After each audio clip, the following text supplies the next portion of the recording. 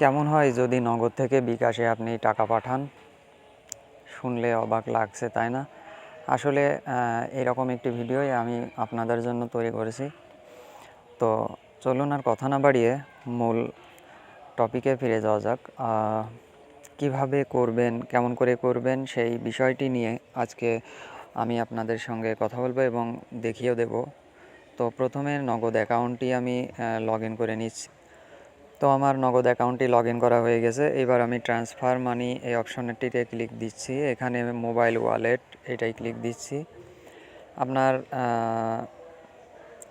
নগদ থেকে বিকাশে টাকা পাঠানোর জন্য আপনার বিকাশ অ্যাকাউন্টটি লিখবেন। লেখার পরে এখানে যে কোনো একটি অ্যামাউন্ট লিখবেন। আমি 1000 টাকা অ্যামাউন্ট দিচ্ছি। সিলেক্ট ওয়ালেটে ক্লিক করবেন। ক্লিক করার পর বিকাশ এই অপশনটিতে ক্লিক দিবেন। এখানে রকেট উপায় আছে, আমি বিকাশে দিচ্ছি। এরপর এগিয়ে যান এই অপশনটিতে ক্লিক দিবেন। এখানে দেখাচ্ছে লেনদেনটি অনুমোদিত নয়। বিস্তারিত জানতে 16167-এ কল দিবেন। কল দেওয়ার পর আপনার এই লেনদেনটি অনুমোদন নিয়ে নেবেন। অনুমোদন নেওয়ার পরে তখন আপনি সঙ্গে সঙ্গে নগদ থেকে বিকাশে টাকা পাঠাতে পারবেন। আর তার জন্য কিছু এক্সট্রা আপনাকে খরচ পে করতে হবে। সঙ্গে সঙ্গেই আপনার অ্যাকাউন্ট থেকে কেটে নিবে। 8 থেকে 10 টাকা মতো কেটে নিবে। এভাবে আপনি আপনার নগদ থেকে বিকাশে টাকা পাঠাইতে পারবেন। আর ভিডিওটি স্কিপ না করে সম্পূর্ণ ভিডিওটি দেখার আমন্ত্রণ রইল। আর ভিডিওটি যদি ভালো লেগে থাকে অবশ্যই লাইক, কমেন্ট এবং শেয়ার করে বন্ধুদের মাঝে দেখার সুযোগ করে দিবেন, যেন সবাই ভিডিওটি দেখতে পারে এবং জানতে পারে।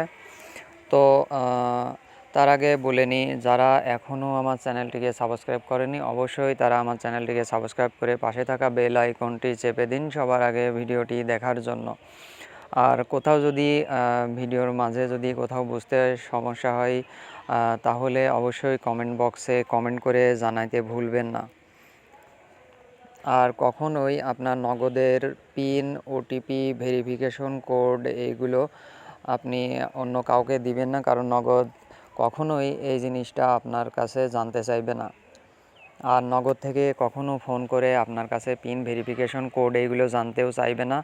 আর অপরিচিত কাউকে আপনার মোবাইল ব্যাংকিং যে কোনো তথ্য শেয়ার করবেন না।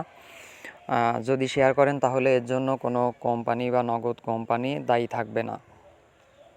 এটি জনসচেতনামূলকের জন্য আমি বলে রাখছি। এই কোনো সিকিউরিটি কোড, কোনো কার্ড নাম্বার, কোনো পিন বা ভেরিফিকেশন কোড, ওটিপি ইত্যাদি ইত্যাদি কোনো কিছু অন্য কাউকে শেয়ার করবেন না। এটা আপনার একান্ত ব্যক্তিগত তথ্য।